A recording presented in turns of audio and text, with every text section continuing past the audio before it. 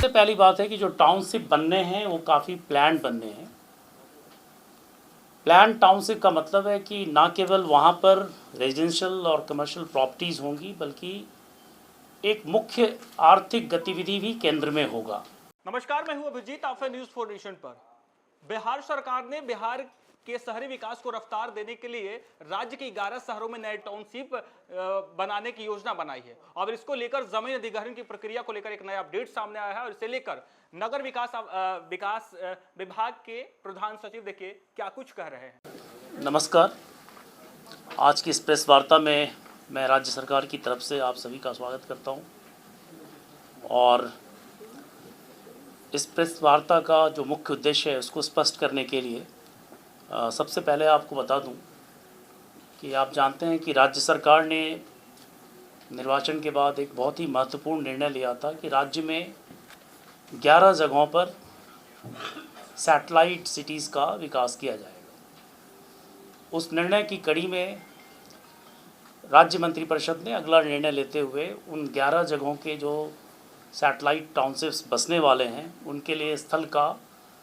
अनुमोदन किया और उसके साथ ही उन सैटेलाइट टाउन्स के दायरे में जो विशेष क्षेत्र आएंगे और कोर क्षेत्र आएंगे उनके लिए ज़मीन की खरीद बिक्री, हस्तांतरण, वहाँ पर भूमि विकास तथा कंस्ट्रक्शन को राज्य सरकार ने 31 मार्च 2027 और 4 टाउनशिप्स के लिए 30 जून 2027 तक रोक लगा रखी है। उस कड़ी में कई तरह के प्रश्न लोगों के पास आ रहे हैं। हम लोगों से भी बहुत सारी लोगों की जिज्ञासा है और प्रेस के माध्यम से मैं चाहूँगा कि उन मामलों में मैं वस्तुस्थिति स्पष्ट कर दूँ। सबसे पहली बात है कि जो टाउनशिप बनने हैं वो काफ़ी प्लान्ड बनने हैं। प्लान टाउनशिप का मतलब है कि ना केवल वहाँ पर रेजिडेंशियल और कमर्शियल प्रॉपर्टीज़ होंगी बल्कि एक मुख्य आर्थिक गतिविधि भी केंद्र में होगा, जो 11 टाउनशिप्स हैं। और इसलिए सिर्फ टाउनशिप का विकास ही नहीं होगा, वहाँ पर जो इकॉनमी है उसको एक स्ट्रक्चरल शिफ्ट मिलेगा। जो कृषि आधारित इकॉनमी है उसकी जगह पर वहाँ पर सेकेंडरी और टर्सरी सेक्टर्स के जो जॉब्स हैं उनकी अपॉर्चुनिटीज़ बढ़ेगी, उस क्षेत्र के लोगों के लिए रोज़गार बढ़ेंगे और आमतौर पर जब स्ट्रक्चरल इकोनॉमिक शिफ्ट होता है तो फिर प्रति व्यक्ति आय में भी वृद्धि होती है। दूसरी बड़ी बात है कि हम इस यात्रा में किसी को छोड़ नहीं रहे हैं। तो सबसे पहली कोशिश हमारी होगी कि हर किसान जिसकी ज़मीन टाउनशिप्स के लिए आ रही है उनमें से किसी को भी भूमिहीन नहीं होना पड़े। आमतौर पर जब लैंड एक्विजिशन हम करते हैं तो किसानों की लगभग पूरी ज़मीन चली जाती है और जो वहाँ पर आर्थिक संरचना तैयार होती है उसका सीधे सीधे उनको कोई लाभ मिलता नहीं है और यह शिकायत प्राय रहती है। हम नए टाउनशिप्स का विकास लैंड पूलिंग के माध्यम से मोस्टली करना चाहते हैं। आप जानते हैं कि बिहार में जो BUPD एक्ट है उसके तहत टाउन प्लानिंग स्कीम लागू करने का प्रावधान है। तो टाउन प्लानिंग स्कीम का उसकी मुख्य बातें वो ये हैं कि सबसे पहले हम एक प्रारूप प्रकाशित करेंगे एक टाउन प्लानिंग स्कीम की मैप के साथ और समाचार पत्रों में उसका प्रकाशन होगा और एक पूरा लीगल फ्रेमवर्क है। उस प्रारूप प्रकाशन में हम आपत्तियां भी मांगते हैं और सहमति भी मांगते हैं। मुख्य बात यह है कि जब टाउन प्लानिंग स्कीम में किसान अपनी ज़मीन देंगे तो कम से कम 55% ज़मीन हम उनको वापस करेंगे डेवलप करके। अभी क्या हो रहा है कि जो गांव या शहर बसते हैं बेतरतीब बसते हैं तो किसी को सड़क मिलती है किसी को नहीं मिलती, कहीं तक बिजली का खंभा जाता कहीं नहीं जाता, कहीं नाली बनती कहीं नहीं बनती है। तो बेसिकली अभी जो है एक किस्मत जैसी लॉटरी जैसी चीज़ होती है कि अगर आपकी ज़मीन सड़क के किनारे है तो आपकी ज़मीन की कीमत बहुत होगी, आपकी ज़मीन अगर पीछे है तो उसकी कीमत नहीं होगी। टाउन प्लानिंग स्कीम में जब लैंड पूलिंग होगी तो हम इस लॉटरी सिस्टम को या किस्मत को ख़त्म कर रहे हैं। हर एक प्लॉट के साथ सड़क, ड्रेनेज, सीवरेज और बिजली के कनेक्शन कंपल्सरली दिए जाएंगे। साथ ही जब डेवलप प्लॉट होगा तो उसका 55% उसी भूमि मालिक को लौटाया जाएगा जिसकी ज़मीन ली गई है। मोटे तौर पर आम तौर पर ज़मीन की जो दरें बढ़ती हैं ऐसे इलाकों में जहाँ पर हमारे टाउनशिप प्लान आ रहे हैं, तो ज़मीन की कीमत लगभग 7-8 गुना हुई है पिछले 4-5 वर्षों में। हम जब सैटेलाइट सिटी बसा रहे हैं तो कम से कम ज़मीन की कीमत 10 गुना से ज़्यादा होगी। अगर आज किसी की ज़मीन 1 लाख रुपए की है और अगर हम लैंड एक्विजिशन में लेते हैं तो आमतौर पर 4 लाख रुपए उसको देते हैं। कुछ और भी उनके साथ सुविधाएं हैं, बट जो लैंड एक्विजिशन के प्रोसीजर हैं उसके हिसाब से करीब 4 गुना देते हैं, तो 4 लाख रुपए के आसपास उनको हम देते हैं। और कुछ और भी सपोर्ट हैं, जैसे कुछ अलाउंसेस वगैरह हैं, वो देते हैं। जब हम लैंड पूलिंग करेंगे तो एक ज़मीन की कीमत कम से कम 10 गुना बढ़ेगी, कम से कम 10 गुना बढ़ेगी। और जैसे पुनपुन जो सैटेलाइट सिटी हमारा पुनपुन के पास आने वाला है, उसकी कीमत में कम से कम 20 गुना इजाफा होगा।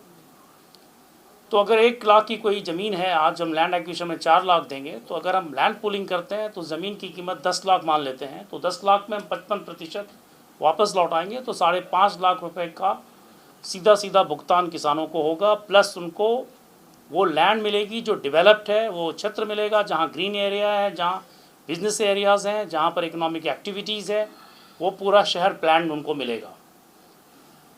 तो पहली बात है कि जो किसान हैं उनको हम शेयर होल्डर्स बना रहे हैं इस डेवलपमेंट में, उनको हम वंचित नहीं करें, किसी को भी भूमिहीन हम नहीं करेंगे, नंबर 1। नंबर 2, जो भूमि का अप्रिसिएशन होगा उसका वो हक उनको मिलेगा। नंबर 3, हर प्लॉट रेगुलर साइज में होगा। प्लॉट को जब हम कंसोलिडेट करेंगे तो वहाँ पर बेहतर निर्माण हो पाएगा। साथ ही जो शहर बसेगा वहाँ park, playground, community centres, hospital, schools, ये हम मैंडेटली प्रोवाइड करेंगे। पूजा और उपासना के स्थल भी रहेंगे। और जो रोड और अदर कनेक्टिविटी के लिए लगभग 22% ज़मीन जाती ही है। जब भी कोई टाउन से बनाते हैं तो लगभग 22% ज़मीन जाती है। ग्रीन स्पेस, पब्लिक यूटिलिटीज़ के लिए लगभग 5% ज़मीन जाएगी। जो कुछ ऐसे भी लोग होंगे उस शहर में अभी जहाँ पर रह रहे हैं जिनकी आजीविका लैंड पर सीधे है, लेकिन लैंड के मालिक वो नहीं है, उनके लिए भी इकोनॉमिकली वीकर सेक्शंस हैं, उनके लिए भी थोड़ी वहाँ पर हम लोग गुंजाइश रख रहे हैं उनको मकान देने की। तो उनके लिए हमने 3% लैंड रखा है जो इकोनॉमिकली वीकर सेक्शंस को हम प्रोवाइड करेंगे जो इस इलाके के हैं। और जो इंफ्रास्ट्रक्चर कॉस्ट हमारा लगेगा, जैसे हम सड़कें बनाएंगे, गलियाँ बनाएंगे, सीवरेज नेटवर्क लगाएंगे, STP लगाएंगे, वाटर ट्रीटमेंट प्लांट लगाएंगे, पानी पीने के पानी की जो व्यवस्था करेंगे, इलेक्ट्रिक ग्रिड हम जो स्थापित करेंगे, तो इसके लिए जो हमारी प्लानिंग अथॉरिटी होगी वो 15% लैंड रखेगी। इस प्रकार 100% लैंड का हिसाब हो रहा है।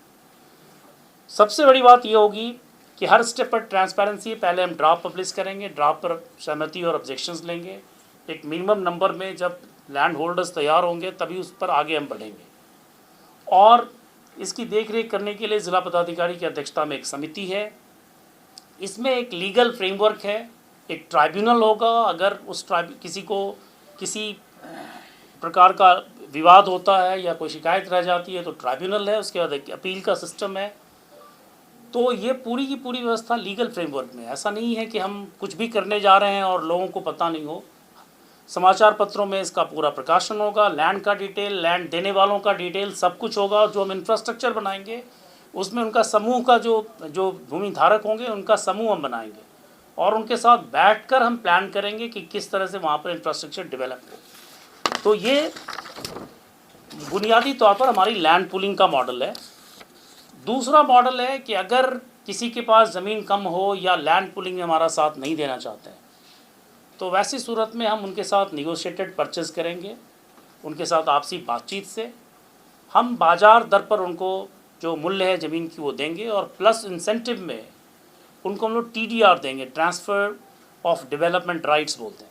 उनकी जितनी ज़मीन जाएगी इंफ्रास्ट्रक्चर में या किसी पब्लिक फंक्शन के लिए उतनी ज़मीन के मूल्य के बराबर उनको हम ट्रांसफ़र ऑफ डेवलपमेंट राइट्स देंगे।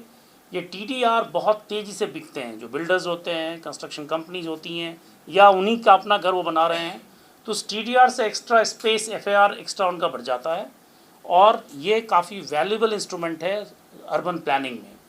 तो हम उनको शेयर जो ट्रेडेबल TDR देंगे, ट्रांसफर डेवलपमेंट राइट्स, ताकि उनको फिर जो भूमि एक्विजिशन में 4 गुना मिलता है उससे ज़्यादा उनको मिले। हमारी कोशिश होगी कि किसी भी भूमि धारक को कम से कम उनकी ज़मीन जो हम ले रहे हैं उसका 5 गुना और भू अर्जन की तुलना में ज़्यादा ये उनको उपलब्ध हो और हमारे पूरे हिस्से में वो साथ रहें। उनका संगठन हमारे साथ रहेगा, किसानों का पूरी व्यवस्था पारदर्शी रहेगी और ये कोलैबोरेटिव एफर्ट है। ऐसा नहीं है कि कोई बुलडोज कर रहे हैं हम लोग, जो कर रहे हैं उस इलाके के लिए कर रहे हैं। उस इलाके में जब प्लान्ड अर्बन ग्रोथ होगा तो वहाँ के जनरेशन्स के लिए उसका फ़ायदा आएगा, उसकी इकॉनमी में ग्रोथ आएगी। और जो प्राइमरी सेक्टर की इकॉनमी है खेती की बेसिकली, सेकेंडरी और tertiary sector, manufacturing, services sector, इसके अलावा राज्य सरकार ने हर 11 टाउनशिप के लिए कुछ ना कुछ सोच रखा है। कहीं पर एयरपोर्ट्स आ रहे हैं, कहीं पर फिल्म सिटी आ रही है, कहीं पर इंडस्ट्रियल पार्क्स आ रहे हैं। तो हर जगह कुछ ना कुछ सोचा हुआ जो उसको एंकर करेगा, जहाँ पर वो इन्वेस्टमेंट आएगा, ये हम उसकी गारंटी देना चाहते हैं। इसलिए उस टाउनशिप के साथ एक मेजर इकोनॉमिक सेंटर हम एंकर कर रहे हैं। तो काफ़ी विस्तार से इस पर काम कर रहे हैं। राज्य सरकार में काफ़ी सोच विचार चल रहा है, काफ़ी एक्सटेंसिव कंसल्टेशन हम लोग कर रहे हैं। इसमें हमारे साथ वर्ल्ड बैंक की टीम है, जो देश के जाने माने विशेषज्ञ हैं और यूनिवर्सिटीज़ काम कर रही हैं, एकेडमिक्स हैं, प्लस जो स्पेशलिस्ट हैं उनका भी सहयोग हम ले रहे हैं। और आपको बताऊं, कई शहरों में जब भूमि वापस करते हैं डेवलपमेंट के बाद, तो कहीं 25% करते हैं, कहीं 40% करते हैं। हम लोगों ने मिनिमम 55% रखा है और इसलिए रखा है कि किसी को ये फील नहीं हो कि हमने उसको नुकसान पहुंचाया है।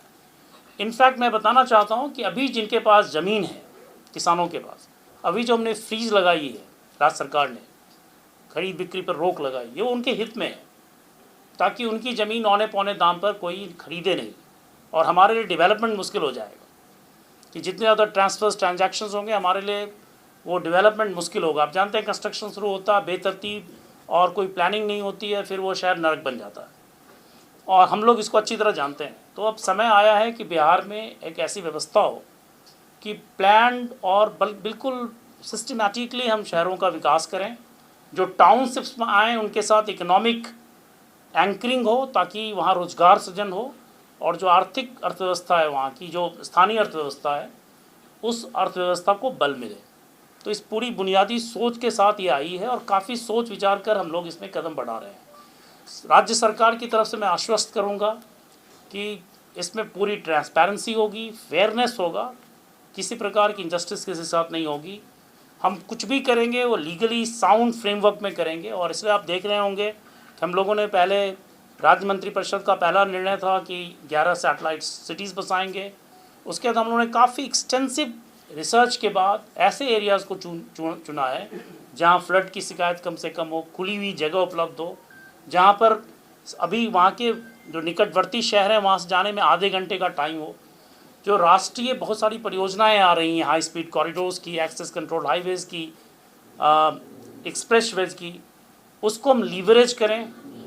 साथ ही जो राज्य सरकार की अपनी योजनाएं हैं उसको भी हम लोग लीवरेज करें और उसको इस तरह से हम बनाएं कि हर एक सैटेलाइट सिटी के साथ एक मजबूत आर्थिक बुनियाद हो। तो इस सोच के साथ हम लोगों ने ये सैटेलाइट टाउनशिप्स की तरफ कदम रखे हैं। आगे आने वाले दिनों में हम और भी आपको साझा करेंगे। इनफैक्ट हर एक स्कीम आपके साथ लाई जाएगी और हम आपको पूरी जानकारी देंगे ताकि इसके बारे में किसी प्रकार की भ्रांति, गलतफहमी वगैरह नहीं।